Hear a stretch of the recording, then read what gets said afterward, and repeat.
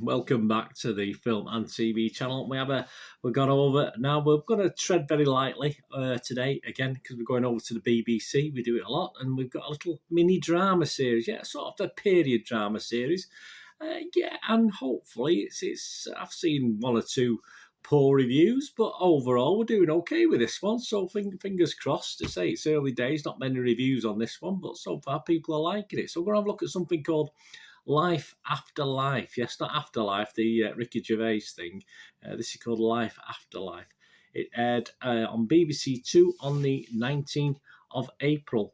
Is it 19th of April? Yeah, Tuesday, the 19th of April.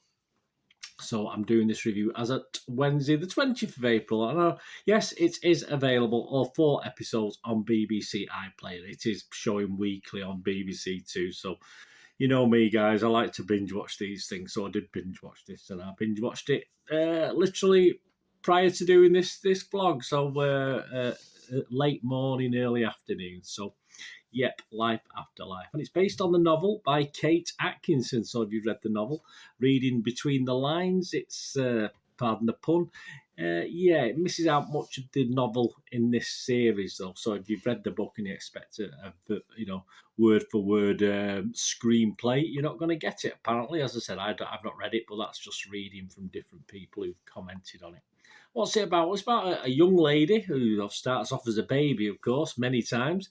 Ursula Todd, who dies one night. Yeah, that's the very first thing we see in 1910.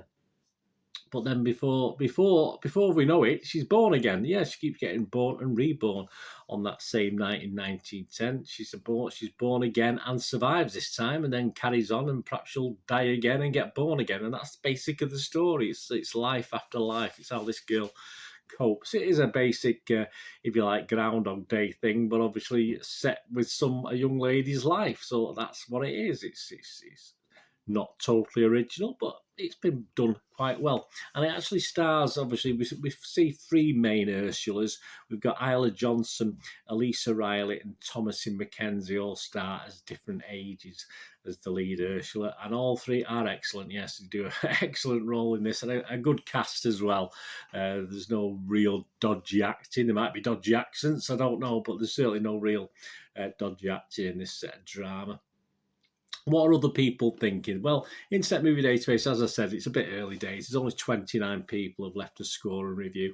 And there's actually 4 reviews left, and 3 were positive, and one was pretty awful. So, yeah, we've got some 10 out of 10s. We've got 11 10 out of 10s, which, again, that's film crew and the cameraman, the sparks, and whoever works on the programme. The actors themselves probably have done that. But, 11 10 out of 10s.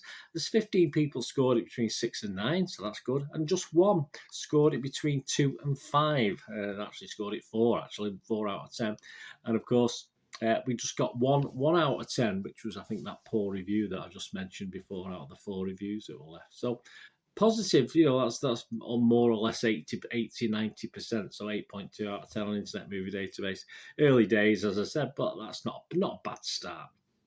One of the reviewers on Internet Movie Database said they'd only seen episode 1, actually. They obviously hadn't binge-watched it like I did. They said, episode 1 sets up well. However, it remains to be seen if this is doomed to be dreary and repetitive. Well, keeps getting boring. But you don't see the same thing. It zooms through certain sections of the life, of course, to get to where we finished last time. So it is repetitive, but, yeah. You sort of get over that a little bit. And only a couple of times I thought, I'll get on with it, but literally for a split second, not for very long. And it does, going back to the review, they said, episode 1 sets up well, however, it remains to be seen if this is doomed to be dreary and repetitive or breaks free as creative television. Well, I'm happy to have creative television. I'm happy to say, although there's obviously repetition, which you're going to have in this, it turns into a pretty good drama, spanning about 30-ish years from 1910 to the Second World War years. Obviously, we get through the First World War and the Second World War as well, or certainly part of the Second World War. So it's sort of all based around that and certain things, as you'd expect. With obviously the Germans are coming in as well at some stage. So just 4 episodes. I wouldn't have mind. I was a bit disappointed when it ended. I wouldn't have minded 5 or 6 because the ending wasn't quite as good as I'd hoped. So I saw the idea of the ending and I knew what was going to happen. Then it did end, and then it sort of carried on a little bit after it. And you were a little bit confused as to, how's this going to work? And within the constraints of this 4-episode drama, it didn't really. I think I could envisage an interesting continuation to this anyway. In my little mind, as I say, used to enjoy writing little stories and things like that. So I could certainly envisage a second season, but there's certainly no clarification of that. But it can be put into a second season for me. I have little ideas of my own how it could be progressed, but that's just how it is. As I said, it's not the greatest ending, but it's okay. It's okay. And as far as creative, yeah, of course, it's a theme that's been done before, but it is a nice twist, and it developed in a way that I didn't quite expect towards the end. And certainly the last episodes 3 and 4, I didn't. Obviously, it was coming, but it wasn't telegraphed. I didn't sort of latch on till probably about halfway through those last 2 episodes. So, yeah, creative and interesting. A little, not twists, but a little bit of a twist. And there's a voiceover narration as well, which obviously if you've watched Call the Midwife and stuff like this, you get this. I don't think that was really necessary, or if they're going to have it, just limit it a little bit. It was a bit too much of it, in fairness, throughout the 4 episodes. Yeah, I thought that, as I said, that ended. I thought the last episode, and this is why I said I was hoping for 5 or 6 episodes. I thought it was just a little bit rushed compared to the rest of the film. And I was left not entirely satisfied with the ending.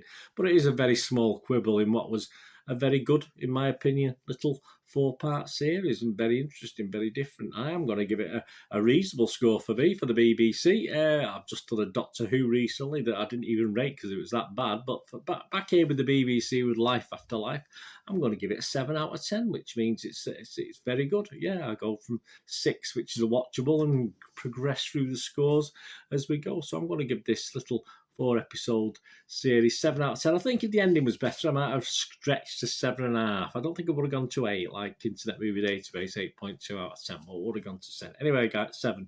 Anyway, guys, if you watched it, let me know what you think. Let me know if you liked it, enjoyed it as much as I do. It's not exactly Downton Abbey, but yeah, some nice sets, some nice scenery. Not so obviously a big house in the country and servants, stuff like that, but not to the extent of Downton Abbey, of course. But yeah, it's just a well put together, well packaged film with great acting, good sets, etc. It's just a very good effort by the BBC, which makes a nice, pleasant change in these days. But as I said, it doesn't please everybody, and we've already had 1 bad review out of 4, so not everyone likes it. Let me know what you think. Anyway, to me again, guys. Thanks for watching. What we're going to do rest day. Have a great one, and please, I only ever ask one thing. If you don't, please stay safe, everyone. Thanks for watching. Bye for now.